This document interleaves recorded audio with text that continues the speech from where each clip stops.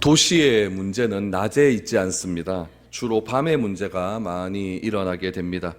서울의 강남이나 또 홍대 앞에 또 대구의 또 동성로나 이런 시내의 그 도시를 가보면은 낮에는 지극히 평범합니다. 그러나 밤이 되면 그렇게 평범하고 활기가 있던 도시의 분위기가 달라지기 시작을 하는 것입니다.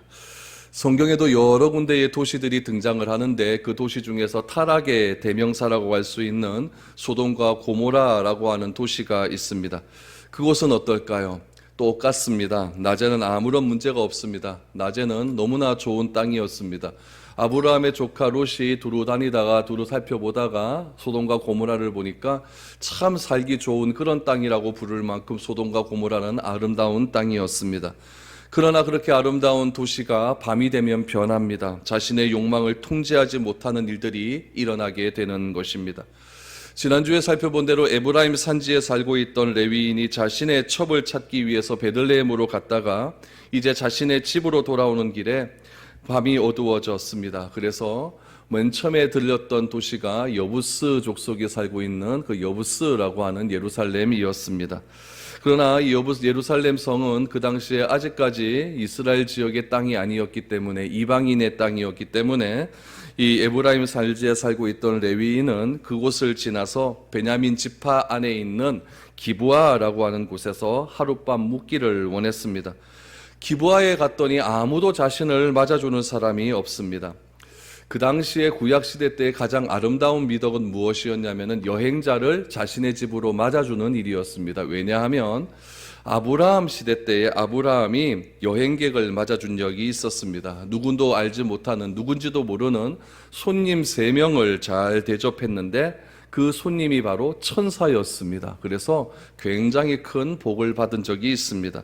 소돔성에 있었던 아브라함의 조카 롯도 누군지 모르는 손님을 영접했다가 천사를 만나게 되었습니다. 그 일로 인하여서 그 가정에 놀라운 능력이 나타나게 되었죠. 그래서 이스라엘 백성들은 손님을 잘 대접하면 천사를 만날 수 있을 것이다 라고 하는 그런 기대가 늘 언제나 있었고, 율법 속에서도 이 손님을 잘 대접하라고 하는 그런 율법이 있었기 때문에 손님을 대접하는 것은 그 당시에 굉장히 큰 미덕으로 알려져 있습니다.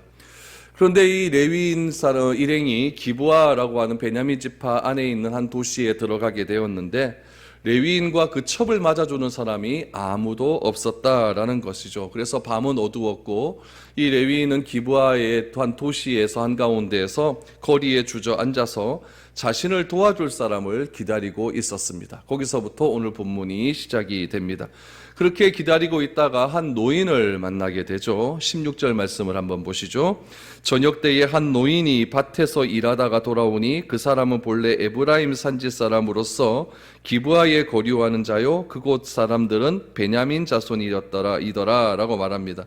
레위인을 일행을 맞아준 사람은 누구였냐면은 밭에서 일을 하고 돌아온 한 노인이었다라고 말합니다. 노인의 이름은 나오지 않습니다. 그냥 노인이 어떤 사람이었다, 어떤 지역에 속한 사람이었다라고만 등장을 하고 있습니다. 기브아에 거주하는 베냐민 지파 사람이다라고 이야기를 하죠. 노인은 거리에 앉아있는 레위인의 일행을 보고서 왜 그곳에 앉아있는지를 묻게 됩니다. 그러자 레위인 일행들이 17절 이하의 말씀에 보면 베들레헴으로부터 시작을 해서 에브라임 산지 자기 집으로 가는 도중에 있는데 지금 밤이 어두워졌다라고 말을 하죠. 그런데 어느 누구도 자신을 맞이해 주는 사람이 없었다라고 이야기를 합니다. 자신은 생각을 하는 거죠. 왜 사람들이 나를 맞아주지 않았는가 생각을 해보니까 자신의 일행들이 많았기 때문이다라고 생각을 하죠. 레위인에게는 일단 일행이 몇 명이었냐면 레위인 1명 있었고 또 누가 있습니까? 첩이 1명 있었고 또 출발할 때 데리고 다녔던 하인이 1명 있지 않습니까? 그러니까 일단 3명 있었고 또 갈 때 나귀 2마리 데리고 가지 않았습니까? 그러면은 나귀 2마리하고 사람 3명을 한밤에 머무르게 하기 위해서는 꽤 많은 음식이 필요할 것 아닙니까? 3명 먹이려고 하면은 음식도 필요하고 또 나귀에게 줄 집도 필요하고 또 그래서 이 레위인은 생각을 하는 겁니다. 아, 우리 일행이 많으니까 이 동네 사람들이 자신을 이렇게 영접하지 않는구나 라고 생각을 한 거죠. 그런 찰나에 노인이 와서 왜 거기에 머물러 있느냐라고 이야기했더니 레위인이 이렇게 이야기를 하는 겁니다. 17절 이하를 보시면은 우리에게는 먹을 것도 있고 또 우리에게는 이 나귀에게 줄 집도 있는데 왜 사람들이 나를 영접하지 않는지 모르겠다라고 이야기를 하는 겁니다. 그러니까 레위인의 생각은 이거죠. 나를 자신의 집으로만 데려가기만 하면 먹을 것 우리한테 다 있다는 거죠. 아무런 부담 없이 우리를 영접할 수 있을 것 같은데 왜 우리를 영접하지 않는지 모르겠다라고 이야기를 하죠. 그러자 노인이 말을 합니다. 자신의 집으로 들어와서 밤을 지새라 라고 이야기를 하죠. 20절 21절을 보십시오. 그 노인이 이르되 그대는 안심하라. 그대의 쓸 것을 모두 내가 담당할 것이니 거리에서는 유숙하지 말라 하고 그를 데리고 자기 집에 들어가서 나귀에게 먹이니 그들이 발을 씻고 먹고 마시니라 라고 말합니다. 지금 이 노인은 진심으로 대했다. 이 레위인을 진심으로 대했다는 것을 무엇을 통해 알 수 있냐면은 20절 말씀에 보니까 그대는 안심하라 라고 하는 말에서 알 수가 있습니다. 이 안심하라 라고 하는 말의 히브리어가 무엇이냐면 샬롬입니다. 샬롬. 우리 평강은 샬롬 아닙니까? 안심이라고 하는 말은 샬롬입니다. 샬롬. 그래서 이 샬롬이라고 하는 안심하다라고 하는 말에서 파생된 말이 평안하라 샬롬이라고 하는 말이 등장을 한 겁니다. 이스라엘에 가보면 유대인들이 제일 많이 하는 인사가 샬롬이라고 하는 인사죠. 평안할지어다. 안심하라. 우리나라 사람들은 무슨 인사 많이 합니까? 만나면 밥 무엇습니까? 그렇죠? 왜 그렇습니까? 하도 옛날에 못 먹고 산 일이 많아 놓으니까 때만 되면은 아침 드셨습니까? 점심 드셨습니까? 이런 얘기를 하지 않습니까? 이스라엘 사람들도 샬롬 이렇게 이야기하는 이유는 무엇이냐면은 하도 이방 민족으로부터 침략을 많이 받은 그런 나라였기 때문에 평강이라고 하는 것, 평안이라고 하는 것은 굉장히 그들 민족에 있어서는 중요한 가치였다는 이야기죠. 그래서 안심하라, 샬롬이라고 이야기하는 것은 이제 내가 너희를 받아주겠다, 진심으로 인사를 하는 거죠. 안심하라 라고 말합니다. 그러면서 자신의 집으로 이렇게 들어오기를 청하기 시작을 했습니다. 레위인의 입장은 어떻습니까? 진심을 다해서 자신을 맞아주는 그런 한 노인을 만나게 되었고 또 잠잘 수 있는, 유숙할 수 있는 방을 얻게 되었으니까 굉장히 기뻐했을 것입니다. 그런데 레위인 일행이 이 노인의 집으로 들어간 것이 굉장히 위험한 일이었다는 것을 우리는 알게 됩니다. 만약 여러분 기브아라고 하는 곳이 어떤 곳인 줄 이 레위인이 알고 있었다라고 한다면 절대로 기브아라고 하는 도시에 머물지는 않았을 것입니다. 여러분 우리들 자녀들도 밤늦게 돌아다니고 그러면 굉장히 신경이 많이 쓰이잖아요. 신경이 많이 쓰이고 또 막 유흥가 이런 데를 아이들에게 절대 다니지 못하게 하잖아요. 왜 그렇습니까? 그런 곳에 다니면은 위험하다는 것을 알기 때문에 절대 밤이 되면은 그런 유흥가 같은 데 가지 말아라라고 말하지 않습니까? 알면은 위험한 곳에 안 간다는 이야기예요. 근데 이 레위인들은 이 기브아가 얼마나 위험한 줄을 몰랐던 이야기죠. 그래서 그곳에 가서 유숙하자라고 이야기를 했다는 이야기죠. 기브아는 낮에는 너무나 좋은 도시였습니다. 너무나 평안한 도시였습니다. 그런데 밤만 되면 악한 일이 계속해서 일어나는 그런 타락한 도시였음을 이 레위인 일행들은 알지 못했다는 이야기죠. 그래서 기브아 사람들이 여행객들을 받지 않는 이유는 무엇이었냐면은 동네 사람들이 악한 것을 아는 거예요. 여행객을 받기만 하면은 이 동네 사람들이 이 여행객을 어떻게 행하는지 동네 사람들이 너무나 잘 알기 때문에 그래서 여행객들을 받지 않았던 이야기죠. 그런데 이 레위인은 그 사실을 전혀 알지 못했다는 이야기입니다. 그러면은 이런 사실이 있다고 생각을 한다면 이 노인은 왜 레위인을 받아들였을까요? 오늘 본문 말씀을 통해서 몇 가지로 추측을 할 수가 있습니다. 첫 번째는 무엇이냐면은 이 노인과 레위인은 고향이 같습니다. 레위인을 여러분 노인을 한번 보십시오. 16절 말씀해 보니까 그 사람은 본래 에브라임 산지 사람이다 라고 나오죠. 이 레위인도 어디에 살고 있었습니까? 19장 1절 말씀해 보니까 에브라임 산지 구석에 거류하는 어떤 사람이었다라는 이야기죠. 같은 동네 사람이었다는 이야기죠.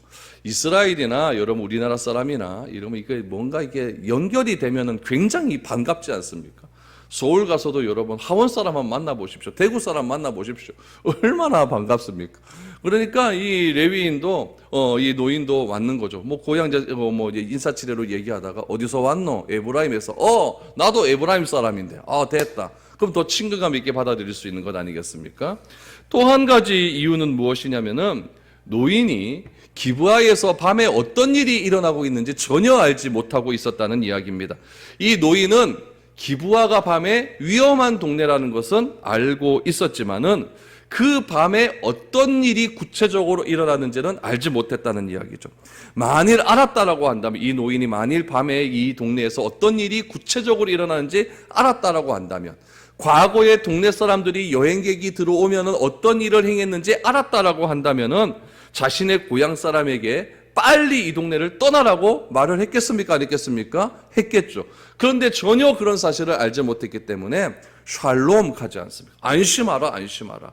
우리 집에 들어와라 라고 말하면서 가장 안전한 곳이 우리 집이니까 우리 집에 들어와서 하룻밤을 유해라 라고 말을 한 것이고, 레위인도 그 사실을 전혀 몰랐기 때문에 그 노인의 집으로 들어가고 있었다라는 이야기죠. 여러분, 이러한 일들을 바라보면서 여러분, 우리의 시대는, 우리가 살고 있는 이 시기는 어떤 시대를 살아가고 있는지를 다시 한번 살펴보아야 됩니다. 오늘날도 여러분, 이런 시대에 우리가 살고 있지 않습니까?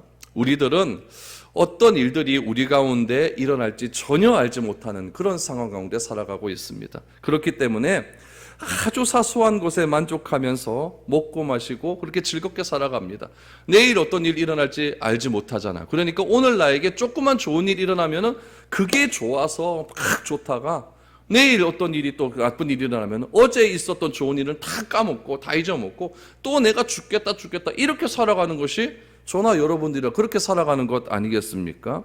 마치 레위인이 잠시 후에 닥칠 일이 어떤 일인지 알았다라고 한다면, 내가 오늘 이 노인의 집에 들어가서 하룻밤 유해서 내가 안심한 그런 처지에 있던 것을 여러분 전혀 그 노인은 인식하지 못했을 것입니다.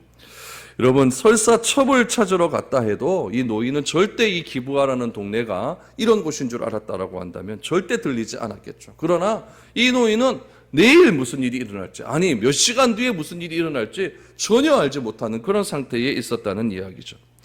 오늘 우리가 살아가는 시대도 사망의 음침한 골짜기가 많이 있음을 알게 됩니다.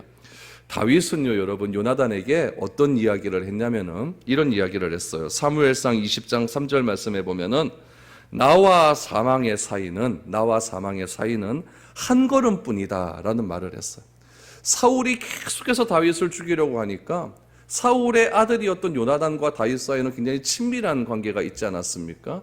그 요나단에게 가갖고 무엇이라고 이야기하냐면 내가 살고 죽는 것은 한 걸음 차이밖에 나지 않는다라고 이야기를 합니다. 한 걸음만 잘못 내디디면 완전히 죽은 목숨이다라는 이야기죠. 그럴 때 다윗이 한 일이 무엇입니까? 어디에서 안전함을 얻게 되었습니까? 하나님이 처하시는 유다 땅에서 안전함을 얻게 되는 거예요. 하나님이 말씀하시는 그 땅을 벗어나지 않았다는 이야기예요. 비록 광야에 가서 많은 쫓김을 받긴 했지만 결국 다윗이 거할 곳은 어디였냐면은 유다 땅 예루살렘이었다는 이야기입니다. 그렇다면은 레위인에게 있어서 가장 안전한 곳은 어디였을까요? 여부스 땅이었을까요? 그것도 아닙니다. 기브아 땅이었을까요? 그건 더더욱 아니겠죠. 자신의 고향이었을까요? 그것은 더더욱 아니었을 겁니다. 이 레위인이 가는 곳곳마다 다 위험의 요소는 다 있었을 것입니다. 레위인이 깨달아야 할 것은 무엇이겠습니까? 하나님 말씀에 순종하며 사는 길이 가장 안전한 길임을 레위인은 빨리 깨우쳐야 됐습니다. 레위인이 우리 19장 1절에부터 쭉 우리가 한번 보시면은 레위인이 영적으로 깨어있는 사람이었습니까? 그런 사람이 아니었다는 것을 알고 있는 거죠. 지난주에도 말씀드렸다시피 그 당시에 레위인이 결혼할 수 있는 그런 제도 자체가 굉장히 깨끗하고 성결한 사람의 그런 제도를 요구하고 있었는데 레위인에게는 뭐가 있었습니까? 첩이 있었다는 그 사실 하나만으로도 레위인에게 있는 영적인 지도력은 아무것도 없는 그런 사람이었다는 이야기죠. 그렇기 때문에 레위인은 자신의 잘못을 빨리 깨우쳐서 내가 안전한 곳은 어디에도 없으니까 내가 하나님의 말씀이라고 하는 그 테두리 안에 내가 빨리 들어가서 내가 지난날 일 잘못했다고 하나님께 회개하고 빨리 하나님 앞으로 돌아오는 것이 레위인에게 있어서는 가장 안전한 일이었을 것입니다. 그러나 레위인은 그런 것들을 전혀 알지를 못했다는 이야기죠. 무슨 말입니까? 이 세상에는 평화가 하나도 없다는 이야기예요. 그렇기 때문에 이 평화가 내 삶 가운데 이어나게 하기 위해서는 누군가가 희생을 해야 된다는 이야기입니다. 오늘 여러분들 예배 드리러 오지 않았습니까? 예배 드리러 오는 것 이 자체가 무엇이냐면은 시간상의 손해를 보는 일입니다. 이 시간에 여러분들이 가서 돈을 번다고 하면 얼마나 돈을 좀 더 벌겠습니까? 책을 좀 읽는다고 하면 얼마나 내 지식적인 그런 소양들이 더 올라갈 수가 있겠습니까? 그러나 아무로 희생하지 않으려 할 때에 하나님은 어떻게 하냐면 이 땅을 붙들고 손을 놔버리는 거죠. 교회는 어떻게 평안해질 수가 있겠습니까? 누군가가 희생하는 사람이 있을 때에 교회는 더욱더 안전하게 갈 수가 있는 거예요. 가정에는 어떻게 평화가 임합니까? 누군가가 희생하는 사람이 있다는 이야기죠. 부모가 희생을 하든지 자녀가 희생을 하든지 누군가 희생을 하기 때문에 가정은 평화가 있는 겁니다. 교회도 똑같습니다. 여러분은 그런 희생이 없다고 한다면 가정도 무너지는 것이고 교회도 무너질 수밖에 없다는 이야기죠. 오늘 본문에 나타난 이 레위인이 살고 있는 이 사사시대 때도 비록 이스라엘의 왕이 없고 각기 자기 소견대로 옳은 대로 행하는 그런 삶을 살아가는 아주 혼란스러운 상황이었지만은 그 나라 가운데 하나님을 향한 희생적인 삶을 살아가는 사람 단 한 사람이라도 있었다고 한다면 이 땅은 그렇게 타락한 땅이 되지 않았을 것이라는 이야기입니다.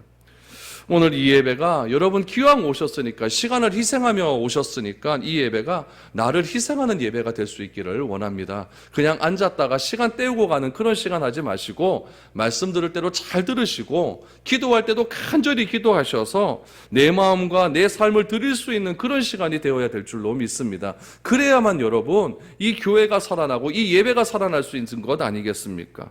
그렇게 할 때 하나님께서 나의 삶을 책임져 주시는 것이고 믿지 않는 가족들의 삶도 하나님께서 더불어 책임져 주시는 것 아니겠습니까? 그냥 왔다가 시간 때우고 가는 거 그거 무슨 의미가 있겠습니까? 차라리 집에 가서 TV 보고 누워있는 것이 훨씬 나은 거죠. 그렇게 멍 때리다 가지 마시고 기왕에 오셨으니 하나님께 간절히 기도하고 하나님께 나의 아뢰일 것 간절히 아뢰어서 하나님이 무엇을 원하시는지를 내가 바로 깨닫고 돌아가는 것이 바로 이 불안한 시대 속에서 내가 안전함을 누릴 수 있는 그런 유일한 방법인 것을 우리가 다시 한번 기억해야 된다는 이야기입니다. 여러분 예배드리는 시간을 아까워하지 마십시오. 예배드리는 시간을 귀하게 여기시고 이 귀하게 드린 이 시간에 나와서 우리가 하나님께 간절히 기도하며 나아가는 그런 시간이 될 수 있었으면 좋겠습니다. 여러분 시간이 거룩해지면 장소가 거룩해집니다.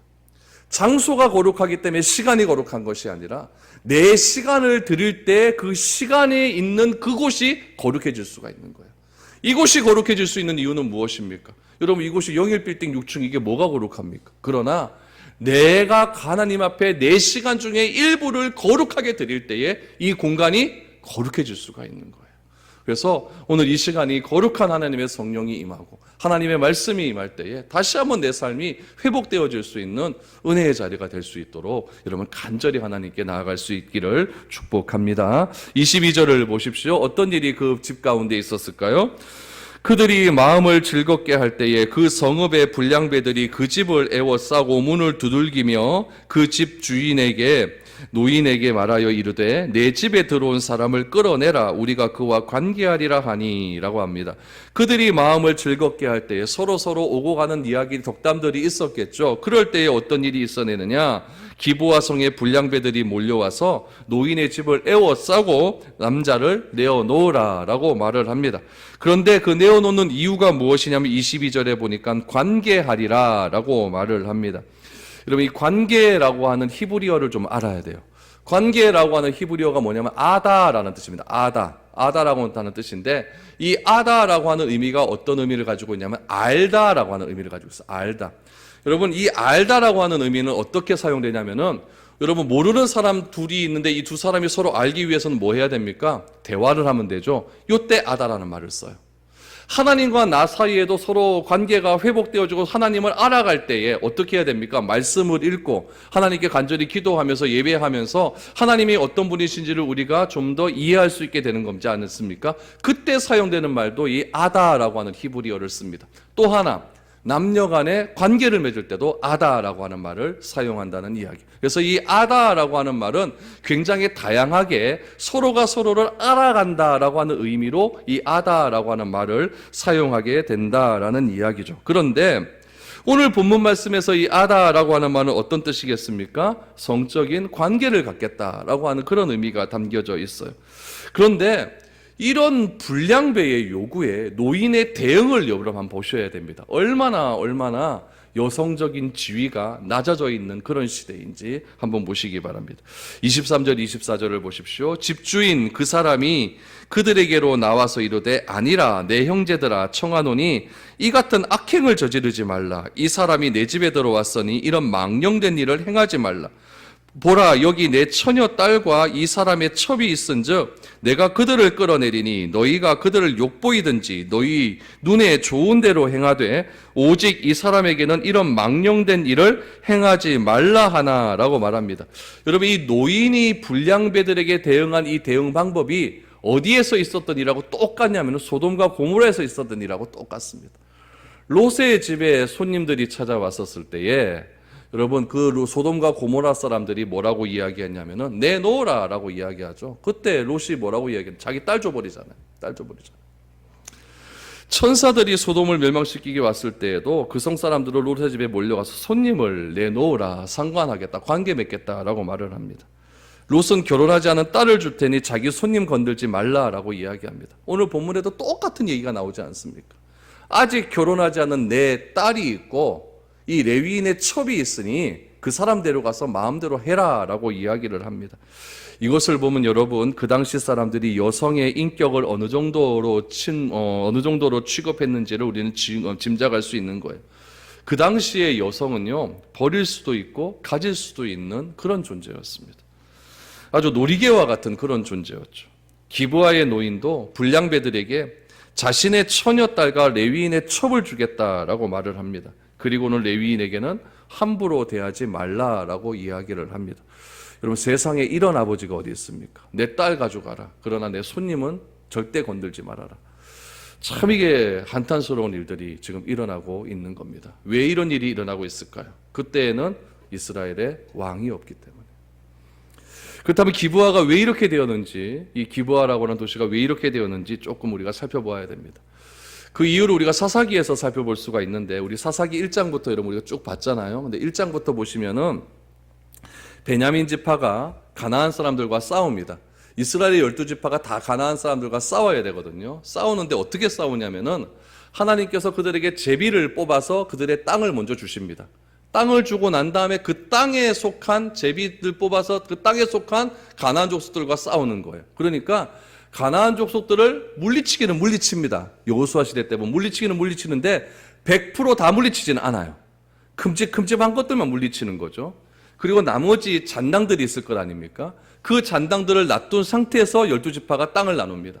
땅을 나누고 난 다음에 그 땅 속에 그 땅 가운데 있는 잔당들은 누가 처리를 해야 되냐면은 그 지파 공동체에서 그들을 다 처리를 해야 되는 거예요.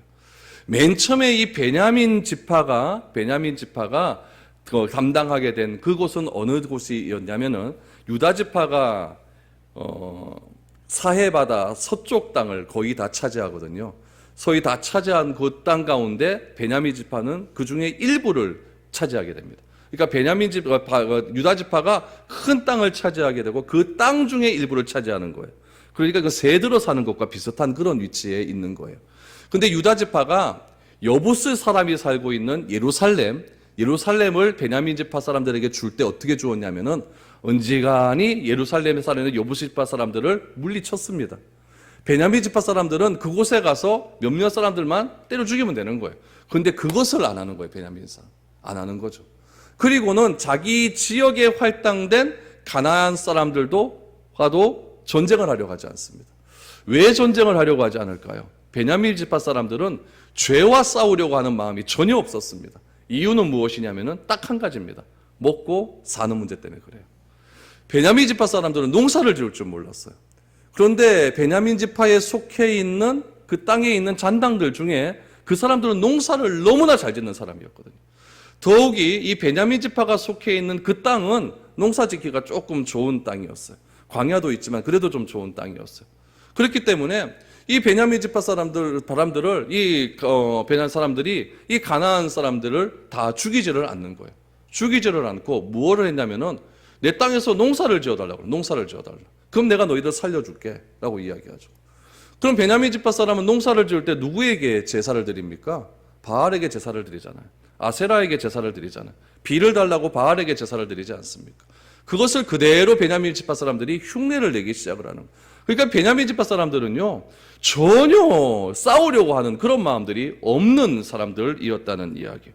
그래서 여러분 사사기 1장부터 다시 한번 읽어보시면은 베냐민 지파 땅에는 누구는 물리치지 못했더라, 누구는 물리치지 못했다, 그런 이야기들이 계속 나옵니다. 그것이 비단 베냐민 지파 사람들의 문제입니까? 아닙니다. 이스라엘 12지파 공동체가 전체가 다 그런 일들이 일어나게 되었다는 거예요. 그 일이 일어나게 된 이유는 무엇입니까? 이유 딱 한 가지요. 먹고 사는 것 때문에, 농사 짓는 것 때문에 그랬다는 이야기죠.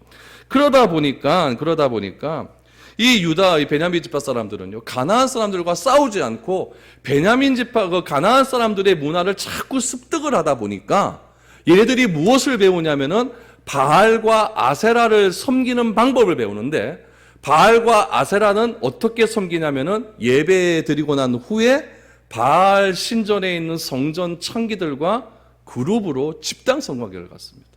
그거를 많이 해야 비가 내리거든요. 그러니까 베냐민 지파 사람들 그거를 자꾸 배우는 거예요. 그거를 배우다 보니까 베냐민 지파 사람들이 살고 있는 기브아라고 하는 땅에도 어떤 것이 만연하게 되었냐면은 막 집단적인 변태적인 성행위들이 만연하게 되다가 결국에는 무엇이 되게 되냐면은 동성애가 판치는 동네가 되고 만 거예요. 불량배들이 나와서 손님을 내어놓으라, 누구 내어놓으라는 얘기예요? 레위 사람 내어놓으라는 얘기예요. 내가 그를 알아야겠다. 그렇게 말을 하고 있다는 거예요. 결국 레위인은 어떻습니까? 레위인은 몰려든 불량배들에게 자기의 첩을 내어놓습니다. 이거 정말 웃긴 일 아닙니까? 25절을 보십시오. 무리가 듣지 아니하므로 그 사람이 자기 첩을 붙잡아 그들에게 밖으로 끌어내매 그들이 그 여자와 관계하였고 밤새도록 그 여자를 능욕하였다가 새벽 미명에 놓은지라. 여러분, 이 레위인 첩이 어떻게 했습니까? 밖에 나가 바람 폈잖아요. 바람 펴서 자기 레위인한테 혼날 것 같으니까 친정으로 도망가지 않았습니까? 그럼 이 레위인은 그걸로 끝나면 되는데 친정까지 따라가서 그 첩의 아버지한테 대접 잘 받고 그렇게 기어코 데리고 오지 않았습니까? 그럼 이 여자 책임져야 되는 거 아니에요? 근데 책임 안 집니다. 내어놓으라 그러니까 자기가 나오지 않고 오히려 이 첩을 내어줘 버리게 됩니다. 이 첩이 어떻게 됩니까? 결국 이 첩인 불량배들이 쳐들어와서 난동을 부리니까 결국 그들을 밤새도록 집단적으로 강간을 해버리는 거죠. 강간을 해버리고 새벽에 이 첩을 그 집에, 그 노인의 집에 던져버립니다. 그런데 이 첩이 어떤 처지게 되어 있는가? 여러분, 26절에 보면 이 여인의 그런 아주 비참한 상황이 나옵니다. 26절부터 보십시오. 동틀 때에 여인이 자기의 주인이 있는 그 사람의 집 문에 이르러 엎드려져 밟기까지 거기 엎드려져 있더라. 그의 주인이 일찍이 일어나 집 문을 열고 떠나고자 하더니 그 여인이 집 문에 엎드려져 있고 그의 두 손이 문지방에 있는 것을 보고 그에게 이르되 일어나라 우리가 떠나가자 하니 아무 대답이 없는지라. 이에 그의 시체를 나귀에 싣고 행하여 자기 곳으로 돌아가서라고 말합니다. 여러분 보세요. 이 여자가, 이 첩이 새벽이 되자 불량배들이 집에 던져버리고 갔는데 이 첩이 어디에 손을 얹었는지를 다시 한번 보시기를 바랍니다. 어디에 손을 얹었습니까? 28절 말씀에 보니까 27절이죠. 그 여인의 두 손이 어디에 올라가 있다? 문지방에 올라가 있어요. 왜 문지방에 올라가 있냐면은 그 당시에 사람들은 문지방에 자기를 보호하는 신이 있다고 믿었어요. 그러니까 집을 보호하는 신이죠. 그러면은 이 여인은 지금 엉망진창이 된 겁니다. 막 수많은 사람은 집단 강간을 당해서 엉망진창이 된 거예요. 그래서 자기의 손을 문지방에 올려놓았다는 것은 살아있다는 거예요, 죽었다는 얘기예요? 아직은 숨이 붙어 있는 상태예요. 있는 상태에서 문지방에 올려놓았다는 것은 그 집을 지키는 신에게 자기를 좀 살려달라고 간구하는 표현입니다. 그러니까 완전히 만신창이된 상태에서 지푸라기라도 잡고 싶어하는 그런 생존의 그런 마음이 이 여인이 문지방에 올려놓았다라고 하는 그 상황 속에 드러나는 거예요. 그럼 여러분, 이 레위인은 그 여인이 밖으로 끌려 나갔잖아요. 그러면 그 집에서 잠을 잤겠습니까? 안 잤겠습니까? 이거 잤으면 진짜 나쁜 놈이에요. 제 생각에는 안 잤다라고 보는 게 맞죠. 그런데 아침에 새벽에 시끌벅적하는 소리가 들려서 여인이 집어던지고 여인이 신음하는 소리를 듣고 그러면 이 레위인이 어떻게 해야 되겠습니까? 나오는 게 맞아요. 근데 언제 나왔습니까? 새벽에 나온 게 아니라 동튼 다음에 나왔어요. 동튼 다음에 나와서 이 여인을 깨웁니다. 집에 가자. 여자가 반응이 있습니까? 없습니까? 죽은 거예요. 그리고는 이 여인을 어떻게 해버립니까? 죽어버렸으니까. 그러면 베냐민 지파에 사는 이 기브아 재판전에 가고 고소를 하든지 신고를 하든지 이 사람들이 내 첩을 죽였다라고 살인죄로 고소를 하지 그래야 되는데 어떻게 하냐면 자기도 당할까 무서워서 그 여인의 시체를 나귀 위에 얹고 자기 집으로 가버립니다. 그리고는 이 사람이 하는 짓이 무엇이냐면요. 이렇게 합니다. 30절 그 뒤에 보시면은 이렇게 이야기를 하죠. 29절 30절을 보시죠. 그 집에 이르러서는 칼을 가지고 자기 첩의 시체를 거두어 그 마디를 찍어 12덩이에 나누고 그것을 이스라엘 사방에 두루 보내매 그것을 보는 자가 다 이르되 이스라엘 자손이 애굽 땅에서 올라온 날부터 오늘까지 이런 일은 일어나지도 아니하였고 보지도 못하였도다. 이 일을 생각하고 상의한 후에 말하자 하니라. 무슨 말입니까? 자기 집으로 왔어요. 와고 택배 보내는 거예요. 택배 보내는데 어떻게 보냈습니까? 택배를 자기 첩을 12조각 조각을 내는 거예요. 팔 하나 나누고 이렇게 나누고 조각을 내서 박스에 넣고 거기다가 편지를 쓰는 거죠. 뭐라고 합니까? 애굽에서 탈출한 이후로 이 같은 일이 없었다. 저는 레위인이 하는 짓이 이 같은 일이 없는 걸로 생각합니다. 그런데 이 레위인은 자기 첩이 이렇게 당했다는 거예요. 이 같은 일이 없었다라고 말을 하면서 12개를 왜 12개 내놨을까요? 12지파에게 보내겠다는 이야기예요. 12지파에게 한 지파는 팔이 가고 한 지파는 다리 조각이 하나 가고 한 지파는 여기 옆구리살이 하나 가고 택배를 쫙 보내버리는 거예요. 이거는 지파 공동체를 분란시키는 일이에요. 가장 자극적인 일을 그렇게 지금 누가 하는 겁니까? 제사장이 하고 있어요. 이 제사장이 영적으로 바로 깨어 있었다라고 한다면은 그 불량배들이 왔었을 때 담대하게 선언하면 됩니다. 회개해라. 그러면 안 되겠습니까? 맞죠? 회개해라. 네가 하나님의 백성이 그러면 되겠냐? 담대하게 선포를 해야 되는데 오히려 자기 목숨 구하려고 집에 숨어 있다가 결국 자기 첩을 12동강 조각을 내어서 지파 공동체에 그렇게 보내버리는 악한 일들이 일어나게 됩니다. 이 일을요, 호세아는 뭐라고 이야기하지 아십니까? 호세아 9장 9절에 보니까 이렇게 소개를 해요. 제가 읽어드릴게요. 그들은 누구냐면 북이스라엘 사람들입니다. 그들은 기브아의 시대와 같이 심히 부패한지라 여호와께서 그 악을 기억하시고 그 죄를 벌하시리라. 호세아 시대에 말씀하고 있는 기브아 시대는 바로 이 사건을 이야기하는 거예요. 강간하고 그 여자를 처참하게 그렇게 만들어 놓고 12동강을 내버리고 그렇게 보내가지고 사람의 감정을 완전히 막 뒤집어 엎어놓는 그 사건을 이야기하는 거죠.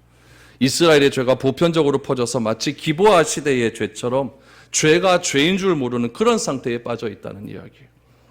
여러분, 기브아는 기브아대로, 레위인은 레위인대로, 이스라엘 백성들은 이스라엘 백성대로 다 죄에 빠지고 말았습니다. 그렇기 때문에 웅덩이에 돌 한 개가 떨어지자마자 일파만파 걷잡을 수 없이 그렇게 막 퍼져버리게 된 거예요. 죄와 싸우는데 소극적이었던 베냐민 지파는 결국 몇 세대 지나지 않아서 모두 죄에 정복당하고 맙니다. 그들이 그렇게 사랑하며 키운 자식들 어떻게 되었습니까? 다 동성애자 되고 성적으로 문란한 그런 중독자가 되고 말았습니다. 그럼에도 불구하고 그들은 모두 자기 자식들이었기 때문에 바로 잡을 생각하지 않은, 삐뚤은 길을 가도 그렇게 잡을 생각하지 않는 거예요. 현명한 부모라면 자녀의 신앙을 위해 결단을 내리며 영적인 영역에 최대의 투자를 해서 했음에도 불구하고 이 자녀들을 그냥 방치한 까닭에 베냐민 지파 후손들은 결국 이렇게 성중독자, 동성애자 이런 사람이 되고 만 겁니다. 가만히 내버려 두면 결국 죄 짓는 일만 생각하게 되는 거예요. 여러분, 요즘 방송에서 동성애 얼마나 많이 나옵니까? 제가 어저께 방송 봤는데 선생님이 동성애자예요. 레즈비언, 트랜스젠더죠. 그래갖고 선생님이 너무나 그 여성성을, 남자인데 여자가 되고 싶어갖고 학원에서 아들 가르치고 스타 강사였어. 그 여성으로 바꾼 다음에 아주 유명한 학원에 지금 취직을 해서 지금 영상으로 아이들에게 가르치고 있다고 그렇게 나와요. EBS에서 나옵니다. 그런 걸 보고 아이들이 뭐라고 이야기합니까? 아, 괜찮구나. 동성애가 얼마나 판치고 있습니까? 여러분, 우리 모두는 레위인 아닙니까? 아이들이 이런 것 보고 잘못하고 있었을 때 동성애는 아름답다라고 그럴 수 있다라고 얘기했었을 때 우리는 뭐라고 이야기합니까? 호되게 나무래야 되죠. 그건 아니다. 성경에 그렇게 말하고 있잖아요. 오늘 본문 말씀 그대로 설명해 주십시오. 잘 들었다고 설명해 주십시오. 다시 읽고 설명해 주십시오. 동성애는 이렇게 악한 일이다. 우리가 해야 될 일은 무엇입니까? 거룩한 옷을 입어야 됩니다. 누가 레위인이라 그랬습니까? 목사가 레위인입니까? 아닙니다. 저도 여러분도 예배드리는 모든 사람이 레위인이라고 하지 않았습니까? 여러분 거룩한 옷을 입고 레위인다는 삶을 살아야 되는 것 아니겠습니까? 우리의 정체성은 바로 하나님의 순결하고 거룩한 옷을 입고 하나님 존전에서 아름답고 거룩한 삶을 살아가는 데 있다는 것을 여러분 꼭 기억하시기를 바랍니다. 우리의 예배를 통해 우리를 받으시고 우리의 가족과 민족을 분노와 죄악에서 건져주시기를 간절히 여러분 기도하셔야 됩니다. 그렇지 않으면 이 악한 시대 속에서 우리가 살아남을 수 있는, 안전이 보장될 수 있는 그런 길이 없다는 사실을 꼭 기억하시고 우리 하나님께 간절히 기도하며 나아갈 수 있는 그런 이 시간이 될 수 있기를 축복드립니다.